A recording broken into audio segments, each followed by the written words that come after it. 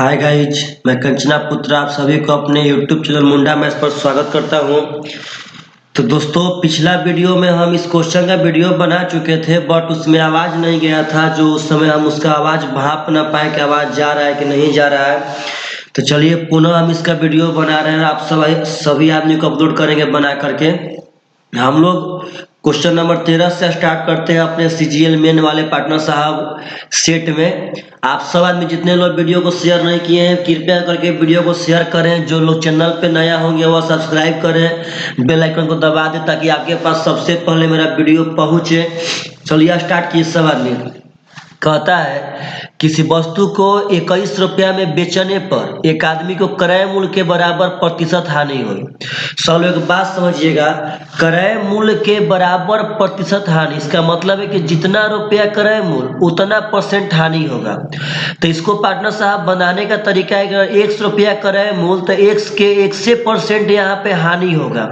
यही क्रय मूल्य माइनस हानि हो जाएगा विक्रय मूल्य। लेकिन आप लोग इसको ऐसे मत बनाएगा, सबसे झकास यह बनता है ऑप्शन से। सपोज डेट ऑप्शन नंबर 1 को चेक करते हैं, तो अगर 30 रुपया क्रय मूल्य है तो उसका 30% हानि होगा। तब एक भाव समझिएगा, 1000 रुपया अगर सीपी है, 10% अगर हानि होता है तो 1000 का 10%, क्रय मूल्य का 10% हम हानि निकालेंगे तो 100 रुपया हानि होगा। तो भाव समझना है, 30 रुपया क्रय मूल्य और क्रय मूल्य का 30% हानि, 30 का 30% हानि यानी 9। तो यह 21 रुपया में बेचा जाएगा। 30 का सामान 9 रुपया हानि पे 21 से बेचा जाएगा, तभी तक तो 30 सही था। अगर 70 चेक करेंगे तो 70 अभी क्रय मूल्य है, जितना रुपया क्रय मूल्य उतना परसेंट हानि, तो 70 का 70% यहाँ पे हानि हो जाएगा। तो यह कट जाएगा 7 7 49, तो अभी आ जाएगा 21। ऑप्शन नंबर ए वेरीफाई कर रहा था तो आपका करेक्ट आंसर है। तो दोस्त, ऐसा क्वेश्चन आप लोगों से आवे तो एग्जाम में पढ़ना चाहिए। अगला क्वेश्चन कह रहा है कि 100 वस्तुओं में से आधी वस्तु को 20% के लाभ से, पहले भाव समझिएगा, हम पर वस्तु 1 रुपया मान लेते हैं, पर वस्तु 1 रुपया। तो अगर 100 को वस्तु है तो उसमें से आधी, आधी का मतलब है 50, 50 को 20% लाभ का मतलब हो जाएगा 6/5। यह हो जाएगा 6/5, यानी यहाँ बेचे हम 60 में। ख्याल रखना है सब आदमी को। कहता है शेष को 50 बेचा गया तो 50 से न बचा, 40% के लाभ, तो इसका मतलब हो जाएगा 2/5 का होल वैल्यू 7/5। तो अगर यहाँ से बेचेंगे तो बेचेंगे मेरे भाई साहब 70 में। तो आप अपने मन से बताइएगा, ई बेचे 60 में, ई बेचे 70 में, तो टोटल यहाँ से बेचे 7 6 13, 130 में।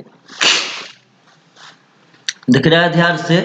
तो कहता है कि यदि सभी वस्तु को 25% के लाभ से बेचा गया होता तो जो लाभ होता वह पहले के तुलना में 100 रुपया कम होता। दरअसल मेरा क्रय मूल्य कितना था, तो 100। अगर हम ऐसे बारी बारी से ना बेच के अगर एक ही बार 25% लाभ बेचते तो बेचते 125 में, लेकिन बारी बारी से बेच रहे तो बेच रहे 130 में। तो यहाँ से लाभ कम हुआ कितना, तो 5 हो रहा है 100, तो एक का मान हो जाएगा 20। हमसे यही पूछा है कि बता दीजिए प्रत्येक वस्तु का क्रय मूल्य क्या होगा। तो प्रत्येक वस्तु का 1 रुपया माने थे भाई साहब, तो 1 का बार आ गया है 20, यही प्रत्येक वस्तु का क्रय मूल्य है। तो आप लोग से ऐसा क्वेश्चन पूछे तो बनना चाहिए। कल वीडियो ना जाने का रीजन था मेरे भाई साहब, कल मेरा तबीयत ठीक नहीं था। आज वीडियो से फिर आज से रेगुलर हो गया। आप लोग समझिएगा, सब लोग वीडियो को कीजिए शेयर और प्लीज सब लोग लाइक करें मेरे भाई साहब। अगला क्वेश्चन, एक व्यापारी अपने माल लेकर मूल्य उसके क्रय मूल्य से 30% अधिक पर अंकित करता है। अगर सीपी उसका है 100 तो वह 30% बढ़ा के 130 रुपया अंकित किया। अब कहता है कि उसके बाद उस पर 15% का एक बट्टा देता है। तो ध्यान से समझिएगा सब आदमी, 13% का 130 का 10% होगा 13, तो 5% हो जाएगा 6.5। तो 15% का मतलब है 13 6 19.5 का बट्टा। समझिए से मुँहे से 15% का मतलब है 13 हो गया 10, तो 5 हो जाएगा 6.5, तो 19.5 का बटा देंगे मतलब 110.5 में बेचेगा। तो कहता है कि उस वस्तु का क्रय मूल्य कितना होगा यदि उसका लाभ 84 हो। आप ही बताइए तो 100 में खरीदे 110.5 में बेचेंगे तो 10.5 का लाभ हो रहा है। 10.5 बोले तो 21/2, 21/2 का मान दिया है 84, तो यहाँ से हो जाएगा 1 का मान 8। तो कहता है क्रय मूल्य यानी 100 का मान कितना हो जाएगा, तो 800 रुपया इज द करेक्ट आंसर। तो ऐसा क्वेश्चन आप लोग के सामने आवे तो बन जाना चाहिए। सब लोग वीडियो को शेयर कीजिए मेरे भाई साहब। अगला क्वेश्चन, एक दुकानदार किसी वस्तु के अंकित मूल्य पर 5% कमीशन देने की इच्छा रखता है किंतु साथ ही वह 10% का लाभ प्राप्त करना भी चाहता है, तो यदि उसका क्रय मूल्य 95 हो तो अंकित मूल्य क्या होगा। मेरे दोस्त एक बात याद रखना है, यदि आपको छूट, लाभ, क्रय मूल्य और अंकित मूल्य में रिलेशन निकालना हो, यदि आपको क्रय मूल्य, छूट, लाभ, अंकित मूल्य में रिलेशन चाहिए तो साफा समझिएगा चारों में होता है रिलेशन क्रय मूल्य गुणे लाभ। लाभ का लेना है होल वैल्यू, बराबर हो जाएगा अंकित मूल्य गुणे छूट, लेकिन छूट का लेना है होल वैल्यू। 1 सेकेंड में बनाएंगे। क्रय मूल्य, लाभ, विक्रय मूल्य, छूट में कॉम्बिनेशन होता है, सॉरी क्रय मूल्य, लाभ, अंकित मूल्य, छूट में कॉम्बिनेशन होता है क्रय मूल्य गुणे लाभ बराबर अंकित मूल्य गुणे डिस्काउंट। क्रय मूल्य 95, लाभ है 10%, इसका होल वैल्यू तो हो जाएगा 110% बराबर अंकित मूल्य हमें निकालना है, डिस्काउंट है 5%। मेरे भाई साहब देखिएगा 5% डिस्काउंट का होल वैल्यू हो जाएगा 95%। परसेंट से डबल परसेंट खत्म, 95 से 95 खत्म, एमपी आ गया यहाँ से 110 रुपया 7। हमसे यही पूछा गया था। तो कहीं भी क्रय मूल्य, लाभ, अंकित मूल्य, छूट में रिलेशन चाहिए तो क्रय मूल्य गुणे लाभ बराबर अंकित मूल्य गुणे छूट, लेकिन लाभ और डिस्काउंट हमेशा होल वैल्यू होगा। देखिए तो अगला क्वेश्चन, कृष्णमूर्ति प्रत्येक महीना 15,000 रुपया कमाता है, 80% उसका व्यय करता है। 80% का मतलब परसेंट से डबल सुना खत्म, 15 8 120, 15 8 120, तो पार्टनर साहब वो 12,000 रुपया खर्च करता है तो कितना रुपया बचाता होगा, तो 3,000 रुपया, क्योंकि टोटल 15 कमाया था। अब कहता है कि उसके मासिक आय 20% बढ़ गया। आप बताइए तो 15,000 का 10% होगा 1,500, तो 20% हो जाएगा 3,000, तो मासिक आय अगर 20% बढ़ा तो 3,000 बढ़ के हो जाएगा 18,000। अब कहता है किंतु वस्तु के मूल्य बढ़ जाने से 20% अधिक खर्चा करता है। इधर वस्तु का दाम बढ़ा 18,000, तो पार्टनर्स देखिए यहाँ से आय बढ़ा 18,000, तो अब वस्तु का दाम बढ़ने से 20% ज्यादा खर्चा करेंगे। तो यहाँ देखिए सब लोग यहाँ खर्चा इससे कितना बढ़ेगा, तो 12,000 का 10% होगा 1,200, तो 20% का हो जाएगा 2,400, यानी 12,000 में 2,400 पार्टनर साहब उसका खर्चा बढ़ेगा तो हो जाएगा 14,400। तो आप बताइए तो 18,000 अब कमा रहा था, पहले से 20% बढ़ा के 14,400 खर्चा किया, तब कितना पैसा बचा, तो 180 में से 144 घटाएंगे तो आ जाएगा 36, यानी 36 रुपया पार्टनर अभी वो बचैले है। आपका ऑप्शन नंबर ए है 7। तो इस तरह क्वेश्चन मैं आप लोग से पूछे तो बनना चाहिए। अगला क्वेश्चन कहता है कि 3 घोड़े में से प्रत्येक को 7 मीटर लंबी रस्सी के द्वारा 20 मीटर, 30 मीटर, 40 मीटर भुजा वाले त्रिभुजाकार भूखंड के तीनों कोना पे बढ़ा गया है। 20 मीटर भुजा है, 30 भुजा है, 40 भुजा है। यहाँ भी एगो पार्टनर साहब गाय बानी हुई है, घोड़ा, सॉरी यहाँ भी घोड़ा बना हुआ है, यहाँ भी घोड़ा बना हुआ है। इसका भी रेडियस 7 है, इसका भी 7 है, इसका भी 7 है, इसका भी 7 है, यह सब 7 है। तो कहता है कि जिस पर घोड़ा चढ़ सकता है उसका एरिया कितना होगा। आप सब आदमी को यही सब एरिया निकाल के मेरे भाई साहब दिखा देना है, जिस पे घोड़ा चढ़ सकता है उसका एरिया कितना होगा। अब यहाँ सब लोग भाव समझिएगा। दरअसल एक बात समझना है कि यहाँ पे तीनों त्रिज्या खंड का योग निकालना है। तीनों यहाँ पे त्रिज्या खंड का आपको योग निकालना पड़ेगा। तो समझिए त्रिज्या खंड में होता क्या चीज है कि त्रिज्या खंड क्षेत्रफल का भाग होता है, लेकिन डिपेंड करता है थीटा पे। अगर आप सब आदमी से कभी किसी वृत्त में बोलता है कि इसका एंगल है 50 डिग्री, इसका एंगल है 40 डिग्री, बोले कि दोनों का योग क्या होगा, तो 2 बार निकालने से ज्यादा बेटर है। आप इसको ऐसे भी निकाल सकते हैं 50 40 यानी 90 डिग्री 360 पे गुणे पाई आर स्क्वायर। क्षेत्रफल का भाग होता है, डिपेंड करता है एंगल पे।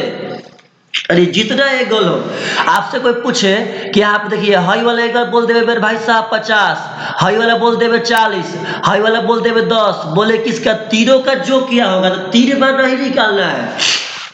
साफ भाव समझिए, 50 40 90 90 10 100 यानी 100 डिग्री का मान निकालना है 360 पे पाई आर स्क्वायर। तो यहाँ पे एंगल नहीं दिया गया है, लेकिन डरिए मत, आप अगर ध्यान से देखेंगे तो इसका हाई वाला एंगल और हाई वाला का जो 180 हो गया। रीजन, क्योंकि त्रिभुज के तीनों अंतःकोण का जो 180 होता है, यानी मेरे भाई इसको बनाना कैसे है, तो हमको 180 डिग्री निकालना है 360 में से वृत्त के क्षेत्रफल का पाई आर स्क्वायर। 7 गुणे 7 कट जाएगा, 2 से कट जाएगा, 2 से 11 यानी 77 आपका करेक्ट आंसर आ गया। तो जिस देखिए यहाँ पे तीनों एंगल नहीं मालूम था, लेकिन आपको समझना पड़ेगा कि त्रिभुज के तीनों अंतःकोण का जो कितना होता है तो 180, तो 180 पर साहब 360 गुणे पाई आर स्क्वायर हो जाएगा तीनों का योग। तो इस तरह क्वेश्चन में आप लोगों से बनना चाहिए सब क्वेश्चन। देखिए तो अगला क्वेश्चन कहता है, एक आदमी धारा के विपरीत 15 मीटर में 3/4 और नाव खींच सकता है तथा उसी दूरी को, देखिए उसी दूरी को, इंपॉर्टेंट बात, 3/4 वही दूरी है यहाँ भी, तो यहाँ दूरी बराबर हो जाएगा 4 गुणे समय, तो दूरी कांस्टेंट है। तो आपको समय दिया है 15 मिनट में 3/4 धारा के विपरीत और वापस तय करने में। तो आप एक बात समझिए, कोई भी आदमी अगर धारा के विपरीत जाएगा तो वापस आएगा तो वह धारा के साथ आएगा। तो विपरीत जाने में लेता है टाइम 15 मिनट, तो वापस आने में लेता है 10 मिनट, यानी विपरीत का टाइम है 15, धारा के साथ है 10, यह हो जाएगा 5 15 5 दूरी का 10। यहाँ देखिए इसका हो जाएगा रेशियो 2:3। सब लोग समझिएगा ध्यान से, सब आदमी, जब दूरी कांस्टेंट होता है तो इस दोनों का रेशियो रिवर्स होता है। तो समय था 15:10, हो जाएगा 2:3। तो आप एक भाव समझिए, यहाँ पे जो यह 15 समय है यह धारा के विपरीत का समय है, तो जो यहाँ चाल आएगा वह धारा के विपरीत का आएगा VF का मान, और जो यहाँ चाल आएगा वह धारा के साथ यानी VD का मान आएगा। तो आप यहाँ सबसे पहले समझिएगा कि VF और VD, VF मतलब हो गया धारा के विपरीत और VD मतलब हो गया धारा के साथ। तो आपको एक भाव समझ रहा है, तो VD और VF मालूम रहे, आपसे नाव का चाल पूछे तो दोनों के जोड़ के 2 से भाग करते हैं। यदि पार्टनर साहब धारा का चाल पूछे तो दोनों को घटा के यहाँ पे 2 से भाग करते हैं। तो हमें पूछा है कि उसकी चाल तथा धारा के चाल का अनुपात हमें निकालना है, नाव और धारा का अनुपात। तो आप बात समझिए, नाव होगा तो दोनों के जोड़ के 2 से भागा, और धारा होगा तो दोनों को घटा के 2 से भागा। तो पहले नाव निकालते हैं, दोनों को जोड़ेंगे 5, 5/2, धारा दोनों घटाएंगे 1/2, 2 से 2 खत्म, 5:1 इज द करेक्ट आंसर। तो ऐसा क्वेश्चन आएगा तो आप लोगों से बनना चाहिए। यहाँ देखिए सब लोग, तो कहता है कि 2 पाइप किसी खाली टैंक को अलग अलग 24 मिनट में और 30 मिनट में भर सकते हैं। एक तीसरा पाइप प्रति मिनट 30 गैलन पानी खाली कर सकता है। तो यदि तीनों पाइप खुले रखे जाए तो खाली टैंक 1 घंटे में पूरा भरता है। तो टैंक की धारिता क्या है, तो आराम से 2 ठो पाइप था, एक 24 मिनट में भर सकता है, एक 40 मिनट में भर सकता है। लेकिन एक तीसरा पाइप है जो प्रति मिनट 30 गैलन पानी खाली करता है। जो टैंक का धारिता निकालने का तरीका दिया वह तीसरा पाइप से है। तीसरा पाइप पर मिनट 30 गैलन पानी खाली करेगा। तो डिपेंड यह करता है कि तीसरा पाइप कितना देर तक चला। अगर तीसरा पाइप 5 मिनट तक चला होगा तो 5 मिनट में 30 5 150 गैलन पानी गिराया होगा। और जब 150 गैलन पानी गिराया होगा मतलब उस टंकी का धारिता होगा 150 गैलन। तो बस इंपॉर्टेंट देखिए, मानिए तीसरा पाइप पार्टनर साहब खूब से खूब 20 मिनट में टंकी खाली कर देगा। तो 20 मिनट में खाली कर देगा तो 20 मिनट तक तो पानी गिराएगा। तो 1 मिनट में 30 गैलन गिराता है, तो 20 मिनट में गिराएगा 600 गैलन। यानी इसका धारिता हम तभी निकाल पाएंगे जब यह पता कर लेंगे कि तीसरा पाइप टोटल टंकी कितना देर में खाली कर देगा।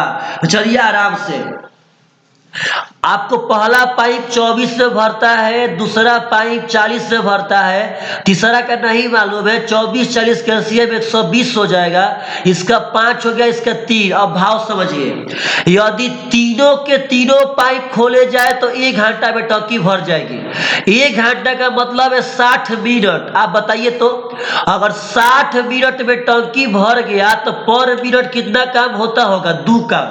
आप समझिए, 120 काम अगर 60 मिनट में हो गया तो पर घंटा 2 काम होता होगा। तो इसका देखिए, पर घंटा तो ये दोनों मिलके 8 काम करता होगा, लेकिन दुइये काम काहे हुआ? काहे कि मेरे भाई साहब इनके साथ एगो तीसरका पाइप भी था खाली करने वाला। तो आप बताइए, तीसरका पाइप आखिर पर मिनट कितना खाली करता होगा कि टोटल मिला के दुइये यहाँ पे बड़ा साहब भरता था। तीसरा पाइप पक्का पक्का 6 खाली करता होगा, तभी तो 8 बजे 6 यहाँ पे 2 हुआ। तीसरा पाइप का क्षमता आ गया 6। तीसरा पाइप टोटल का 120 व 6 क्षमता से 20 मिनट में टंकी भरेगा। यानी तीसरा पाइप का औकात है कि वह 20 मिनट में टंकी भर देगा। तो वह पर मिनट 30 गैलन पानी भरता है, निकालता है। 30 गैलन भर सॉरी खाली करने वाला बड़ा सा पाइप है, वह 20 मिनट में खाली कर देगा। तो वह पर मिनट 30 गैलन पानी खाली करता है। तो 20 मिनट में खाली करेगा, मतलब वह 20 गुणे 30 पानी पार्टनर साहब, यानी 600 गैलन पानी खाली किया होगा। और वह कितना पानी खाली करेगा? तो जितना टंकी का क्षमता होगा, तो वह 600 गैलन पानी खाली किया है, मतलब टंकी का क्षमता है 600 गैलन का। देखिए तो अगला क्वेश्चन, एक दुकानदार चीनी को इस प्रकार से बेचता है कि 950 ग्राम चीनी का विक्रय मूल्य 1 किग्रा चीनी के क्रय मूल्य के बराबर, तो उसका लाभ कितना होगा? 950 ग्राम का एसपी 1 किग्रा यानी कि 1000 ग्राम के सीपी के बराबर है। 0 से 0 खत्म, 5 से 19, 5 से 20, यानी एसपी और सीपी का अनुपात हो जाएगा 20 अनुपात 19। यानी 19 में खरीदे 20 में बेचे, मतलब 1 का लाभ कमाए। कितना पे? तो क्रय मूल्य 19 पे गुणे करेंगे 100, यानी 5/5/19, 5/5/19% एंसर। देखिए तो अगला क्वेश्चन, एक वस्तु का क्रय मूल्य बिक्री के लिए उसके अंकित मूल्य का 80% है। भाव समझिए, जितना अंकित मूल्य है उस अंकित मूल्य का 80% क्रय मूल्य है। तो आप बोलिए क्रय मूल्य कितना हो जाएगा? तो 80, क्योंकि हम तो पार्टनर साहब अंकित मूल्य माने 100, तो क्रय मूल्य हो गया 80। अब कहता है कि वह 12% का एक बट्टा देने के बाद कितना लाभ कमाएगा? तो लाभ हम कमाएंगे कब? जब बेचेंगे तब। तो 12% बट्टा दे के बेचेंगे तो बेचेगा 88 में। 100 का 12% 12 होगा, तो 12 रुपया बट्टा, यानी 12 रुपया कब में बेचेगा? तो बेचेगा 88 में। तो पार्टनर साहब 80 में खरीदे, 88 ये बेचे, तो 8 का लाभ कमाए कितना पे? तो 80 पे 1/10 हो जाए, गुणा कर देंगे 100 मेरे भाई साहब, यानी 10% लाभ कमाए हैं। तो प्लीज आप सब आदमी बताइएगा कि जो आपको भी 10 से 11 क्वेश्चन का सीरीज चलाए हैं, आज 2010 के सीरीज पीटी और बीड का, तो ऐसा क्वेश्चन एग्जाम में आएगा तो बनेगा कि नहीं बनेगा? प्लीज सब लोग मेरे भाई वीडियो को शेयर करें जरूर, और अंत में कमेंट करना नहीं भूले कि आपको यह वीडियो कैसा लगा। चलिए बाय बाय, टेक केयर, सब लोग को प्रणाम, सब लोग को नमस्कार, बाय बाय, टेक